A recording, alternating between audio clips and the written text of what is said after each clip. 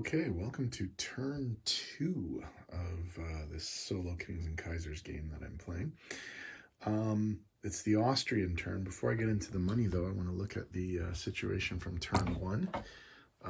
Basically, the game is currently tied right now. Both the Central Powers and the Allies have 3 victory points each.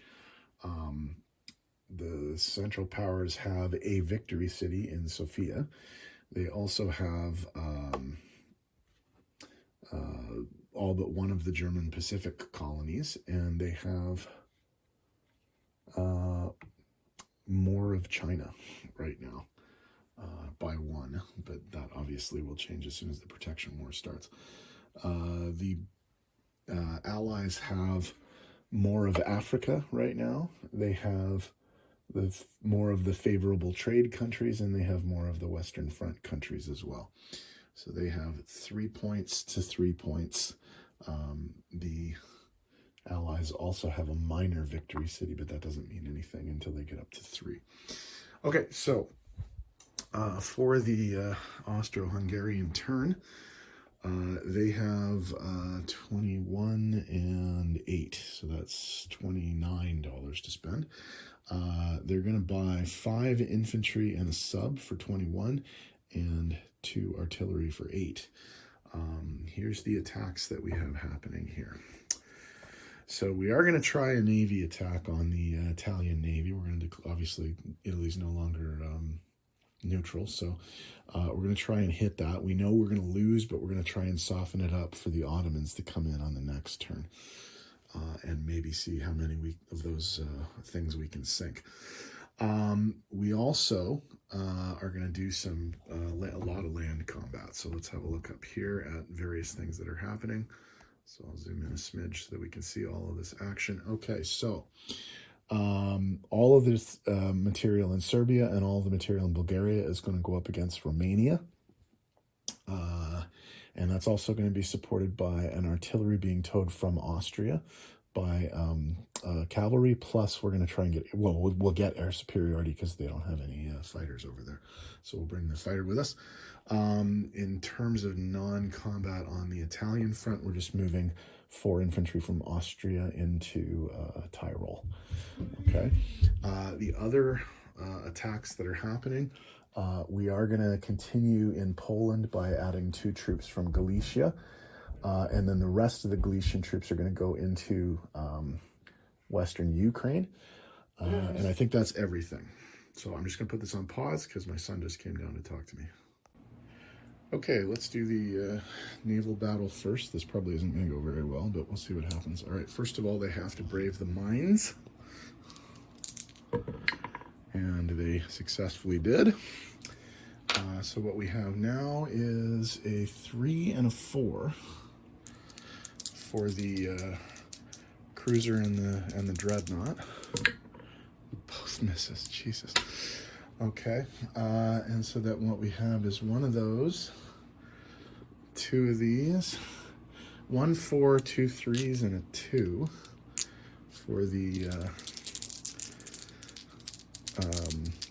Italian forces, and there's 2 hits. So we'll lose the dreadnought, and we'll see if we can get 1 more hit. All right, miss. Okay. That was dumb. And yeah, the Navy's dead. Okay, so perfect. That did not go well. Okay. Alrighty then. Let's move up to this one, I guess. We're gonna do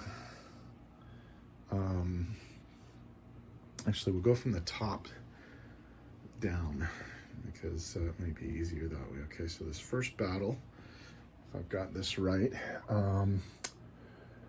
we have 4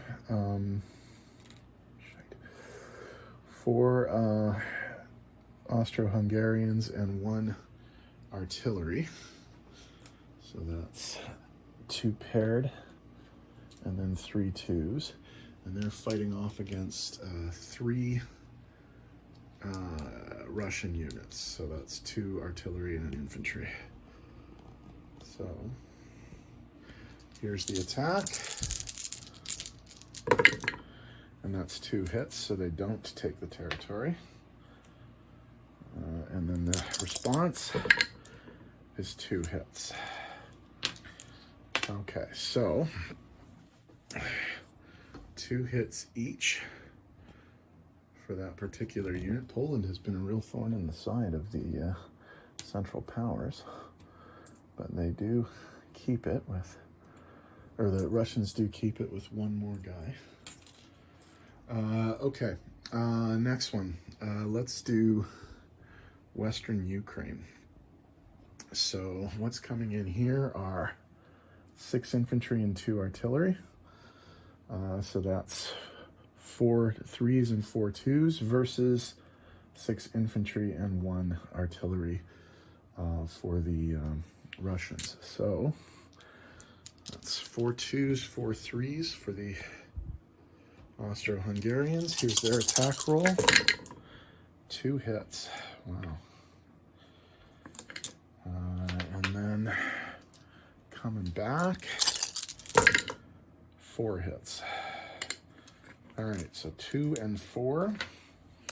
So if we adjust the board there, we're looking at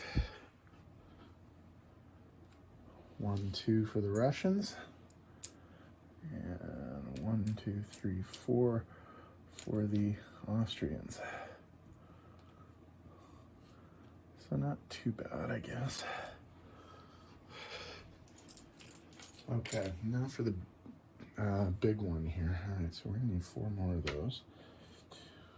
4. Okay, so if I've got this one right, what's coming into Romania is,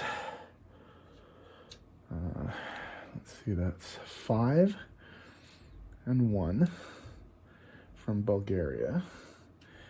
And we got 2 more artillery and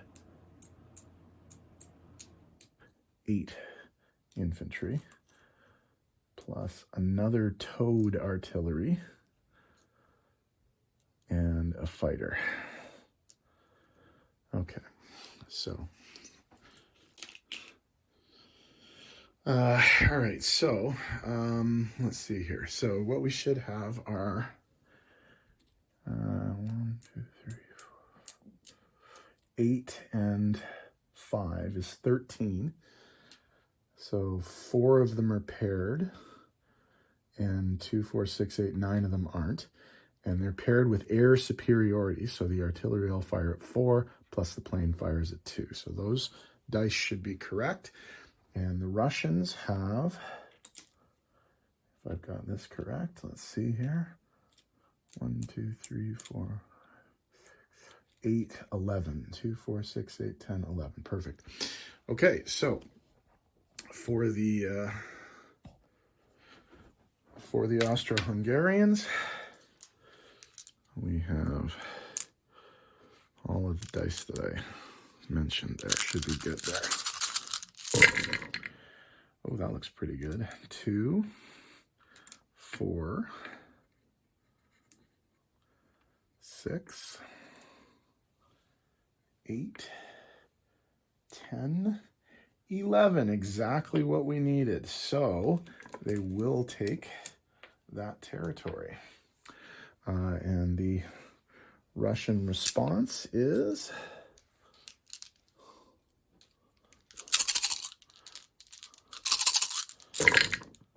4. Wow. Okay, 11 to 4. So let's see what we got happening here. Sorry. There we go. Okay. So all of the Russian forces are gone. Put these over here for now. And we only lost 4 guys. So let's chip out these. We're not losing any artillery, but we will take 2 chips here for the, for these 2 artillery. And we'll lose 1, 2, 3, 4. So Romania is going to flip to Austro-Hungarians. Oh, there was, I can't remember if I did this in the other video or not, but obviously those guys are going to move into Tyrol, so we'll chip that guy out and do that. Okay, and in terms of the building of stuff, we're going to put, I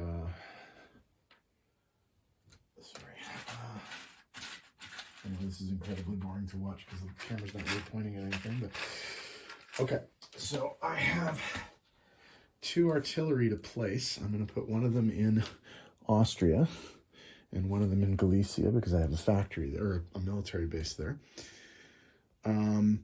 I also will put 2 infantry in Galicia, and I have 3 more infantry to place. I will place those in Austria, and I will place my now extremely depleted navy, the submarine, in the only place I can place it, which is here. And I have a feeling that navy's not going to be there very long. Okay. Oh, what happened there? Oh, I didn't take that away. Okay. All right, I think that's it. So the Russians are going to go down 5 because of 3 and 2, and the Austro-Hungarians are going to go up 3. So Russia down 5, Austro-Hungarians up 3, but there will be a convoy situation right there, so let's take care of that in a sec. Ooh. All right.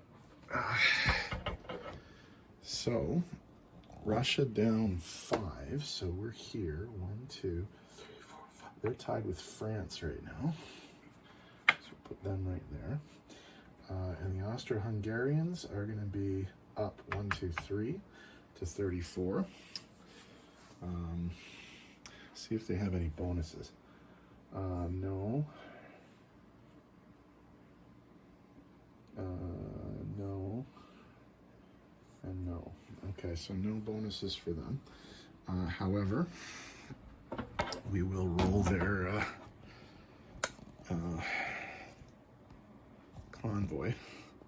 Actually, do we have to? Yeah, we do, actually, because it's 3, and there's only 2 boats there. So theoretically, they could, I'll just roll it right on the map. Yeah, so they get max. So it's 2 plus 1 is 3. So they're going to lose 3 for Romania, although Bucharest is now Central Powers. So we'll put a red one on there. I really like seeing these on the other folks' videos. So Bucharest is now in the Central Powers' hands. I think that's it. So in terms of income, the Austro-Hungarians are going to collect 34 less 3, so 31 for next turn. And that's all she wrote. Okay, Russians up next.